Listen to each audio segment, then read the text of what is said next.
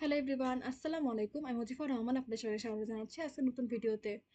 আজকে আমরা মেইনলি পাওয়ার পয়েন্টের কিছু টেক্সট ইফেক্ট দেখব, যেটার মাধ্যমে আমরা আমাদের প্রেজেন্টেশনগুলোকে আরও ইফেক্টিভ করতে পারি বা আই ক্যাচিং করতে পারি।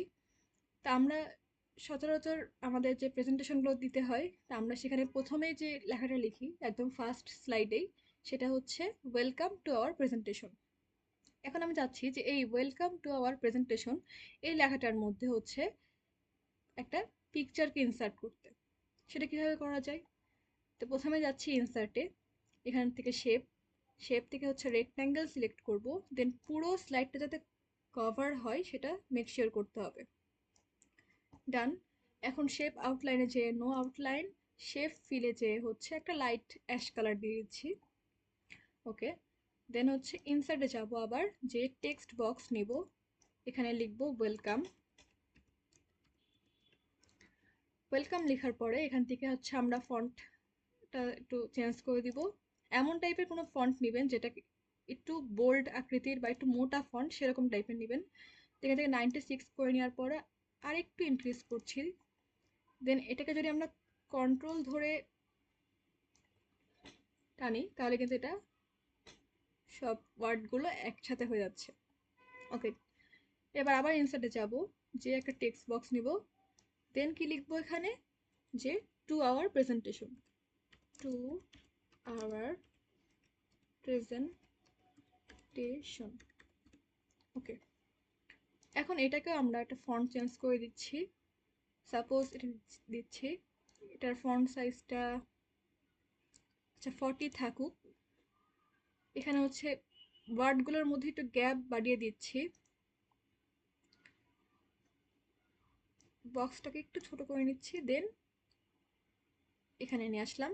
এখন কাজ হচ্ছে এই টেক্সট বক্সটা, টু আওয়ার প্রেজেন্টেশন এটা, দেন ওয়েলকাম টেক্সট বক্স যেটা ছিল সেটা, আর আমাদের যেই রেক্ট্যাঙ্গেল শেপটা সেটাকে ধরবো, ধরে ফরম্যাটে যাব, ফরম্যাটে align centre, align middle, sorry,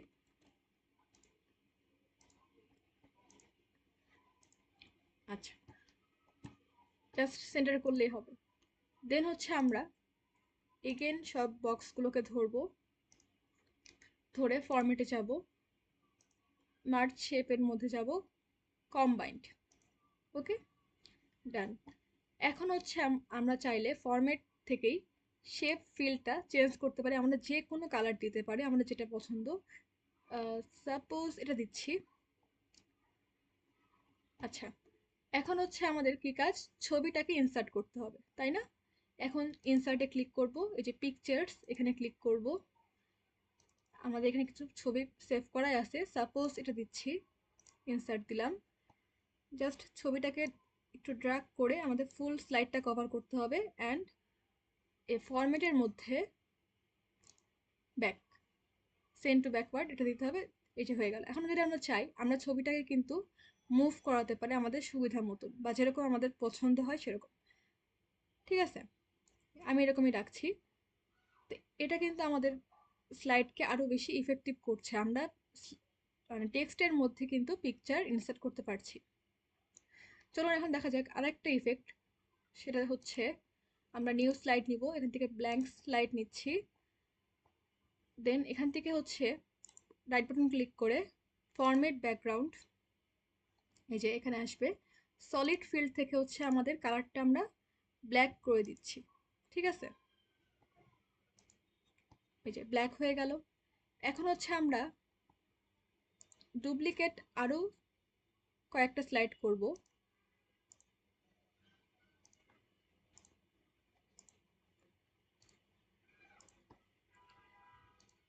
আচ্ছা, ডুপ্লিকেট স্লাইডগুলো কেন করলাম এখন সেটা দেখাচ্ছি। ফার্স্টের স্লাইডটা আমরা ফাঁকা রাখছি, ঠিক আছে?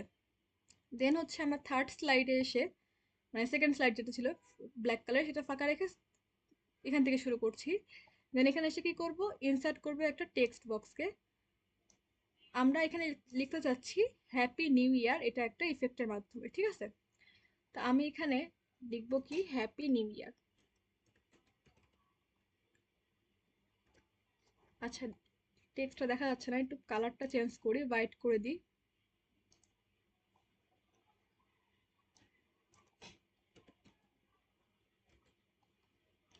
আচ্ছা, ফরম্যাট থেকে টেক্সট ফিল্টার চেঞ্জ করি। ওকে,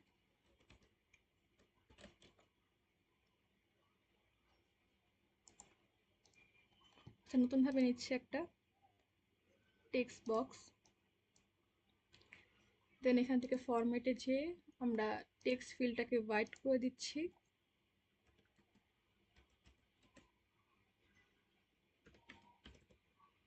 হ্যাপি। ওকে, এই ওয়ার্ডটাকে এখন আমরা ফরম্যাটের থেকে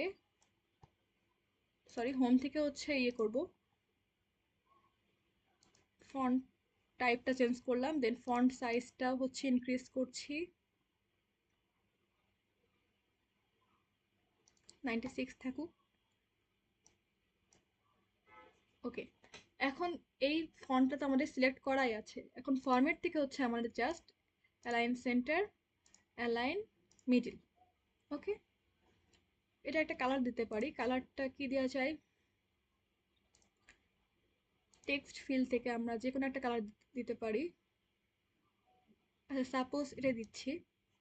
দেন হচ্ছে আমাদের কাজটা কি, শেপ টেক্সট ইফেক্ট থেকে রিফ্লেকশন, আমরা কেমন টাইপের রিফ্লেকশন চাচ্ছি সেটা দিতে পারি। এটাই ঠিক আছে, বাট এখানে হচ্ছে একদম কাছাকাছি রিফ্লেক্ট হচ্ছে। আমরা চাচ্ছি এই জায়গাটা রিফ্লেক্ট হচ্ছে, এখানে একটু গ্যাপ থাকুক। তাহলে আমরা এখানে এই যে ফরম্যাট শেপের যে এটা ছিল সেখানে হচ্ছে টেক্সট অপশনে যাব। যাওয়ার পরে এই যে আমাদের টেক্সট ইফেক্ট এখানে যাব। দেন রিফ্লেকশন, এই যে ডিস্টেন্স এটাকে আমরা 2 করে দিয়ে দেখি। হ্যাঁ, আমরা জাস্ট এটুকু স্পেস চাচ্ছি।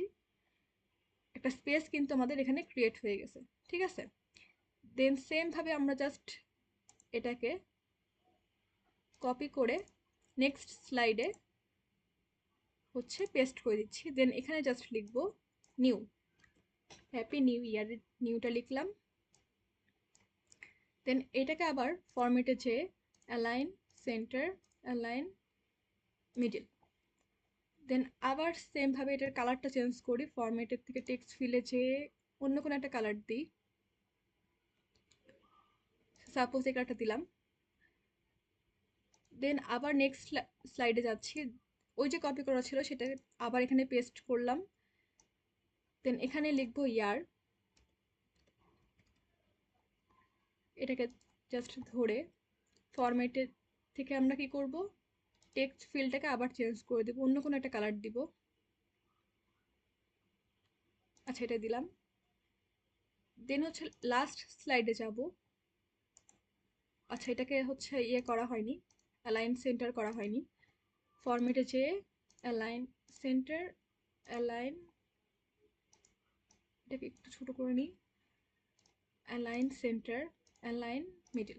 আচ্ছা, দেন হচ্ছে লাস্ট যে স্লাইডটা আমাদের সেখানে আবার যে ওই লেখাটা পেস্ট করব। দেন ইয়ারটা লিখে দেবো। যেহেতু 2024 সালটা অলমোস্ট শেষ, তো সাপোজ চিন্তা করি 2025 সালের জন্য আমরা এইটা বানাচ্ছি, তো 2025।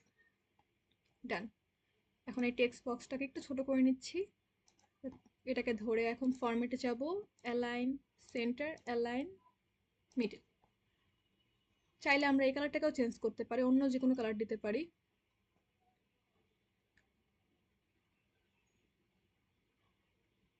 সাপোজ এই কালারটা দিচ্ছি। এখন আমাদের কাজটা কি, এই যে লেখাগুলো এটাকে আমাদের ইফেক্ট দিতে হবে, তাই না? এটাকে আমরা জাস্ট ধরবো, ধরে অ্যানিমেশনে যাব, ট্রানজিশনে যাব। ট্রানজিশনে যেয়ে আমরা এই যে ভোরটেক্স এটাকে দিব। দেন হচ্ছে ইফেক্টটা আমরা টপ থেকে দিব। ঠিক আছে, দেন হচ্ছে আবার সেম ভাবে এই লেখাটাকে সিলেক্ট করব নেক্সট স্লাইডে এসে, আবার সেম ট্রানজিশনের থেকে এটাকে সিলেক্ট করে দিলাম। দেন আবার হচ্ছে ইয়ারে যাচ্ছি। দেন আবার সেম ভাবে হচ্ছে সেম ইফেক্টটা দিয়ে দিলাম। এটাকে দিচ্ছি লেফট থেকে। আর লাস্ট যেই স্লাইডটা সেখানে যেই এটা ছিল শালটা, সেটাকেও সেম ইফেক্ট দিয়ে দিচ্ছি এবং এটাকে দিচ্ছি বটম। ওকে, এখন আমরা যদি আমাদের স্লাইডগুলো অন করি বা স্লাইড শো করি, তাহলে সেক্ষেত্রে আমাদের কি আসবে সেটা দেখা যাক। আমরা চাইলে এখান থেকে স্লাইড শোতে ক্লিক করতে পারি, অথবা আমাদের কিবোর্ডের F5 চাপ দিলেও কিন্তু অটোমেটিক স্লাইড শো অন হয়ে যাবে। তো এই যে আমাদের যে লেখাটা প্রথমে ছিল,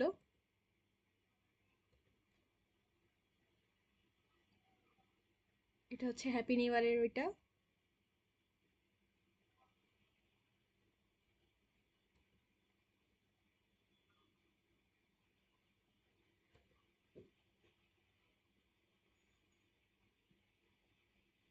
তো এটার মাধ্যমে আমরা কি দেখতে পারলাম যে আমরা বিভিন্ন লেখার উপরে ইফেক্ট দিয়ে সেই লেখাগুলোকে আরো লাইভলি করতে পারি, তাই না?